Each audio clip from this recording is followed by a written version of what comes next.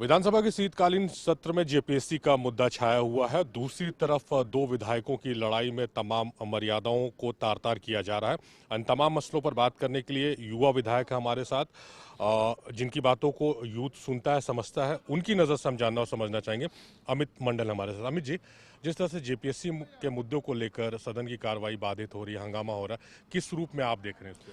देखिए, यही लोकतंत्र का खूबसूरती है। जब सत्ता पक्ष निकम्मी हो जाती है, जब काम नहीं करती है, जब जानबूझकर चीज़ों को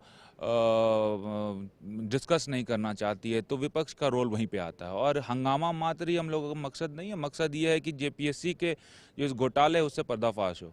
आप देखिए कि सरकार डिनायल मोड में शुरू से चल रही थी। पहले कहा था कि ये महज संयोग है सीरियल वाइज पास होना।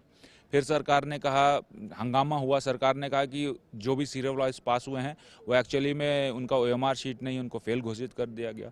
उसके बाद सरकार ने ये कहा कि ये जितने भी आंदोलनकारी है वो भाजपा समर्थित हैं, इनमें कोई भी नॉर्मल युवा नहीं है। फिर सरकार ने उस पर एफआईआर कर दिया। सरकार को एफआईआर कमीशन पे करना चाहिए जिन्होंने एक्चुअली में घोटाला किया। सरकार को एफआईआर वैसे लोगों पे करना चाहिए जिन्होंने लाठीचार्ज किया।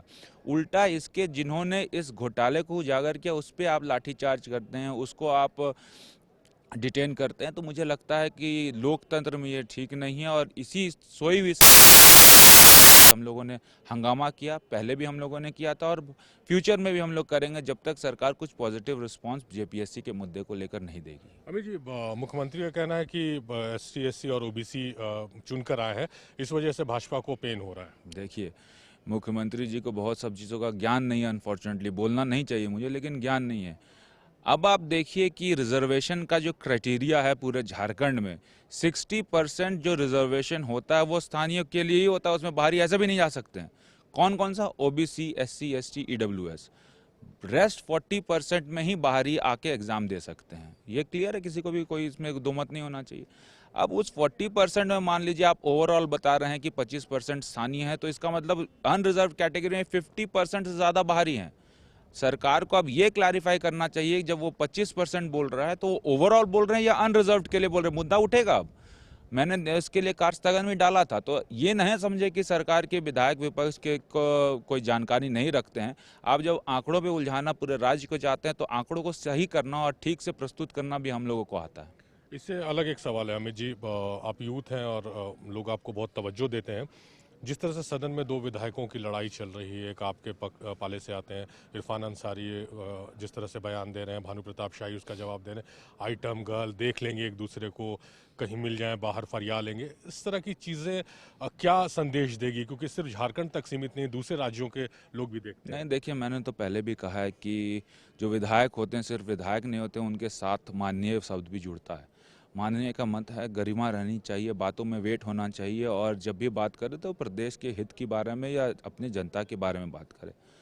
छोटे छोटे चीज़ों में नहीं उलझना चाहिए। और ये शुरुआत बार बार इरफान जी के द्वारा शुरू किया जाता है, तो स्वाभाविक है अगर कोई बार बार बोलेगा तो एक बार उसका काउंटर करने के लिए कुछ ऐसे बात निकलते हैं जो कि सदन के अंदर नहीं होना चाहिए। यही चल रहा है।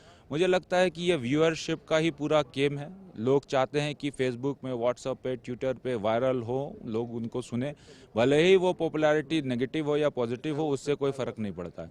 तो मुझे लगता है कि अगर माननीय लोग पॉजिटिव पॉपुलैरिटी की तरफ ज़्यादा ध्यान देंगे, भले ही उनका व्यूअरशिप कम हो, लेकिन बातों में वेट रहेगा और जनता के हित की बात करेंगे तो लोग उसको और सहराएंगे।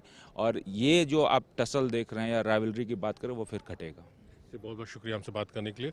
तो विधायक अमित मंडल ने स्पष्ट कर दिया है कि जेपीएससी का जो मुद्दा है वो सिर्फ सदन की कार्रवाई तक सीमित नहीं रहेगा। अगर सरकार सकारात्मक जवाब नहीं देती, पहल नहीं करती है, तो सदन के बाद भी सड़क पर इसकी लड़ाई जारी रहेगी। कैमरा पर्सन नवल के साथ शारिफ इब्राहिम, समाचार प्लस, रांची।